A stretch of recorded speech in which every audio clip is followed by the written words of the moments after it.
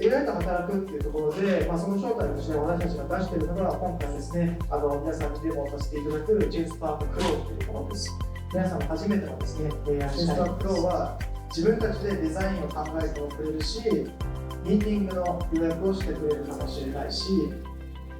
あなたがですね、代わりにやってくれることがどんどん増えていきます。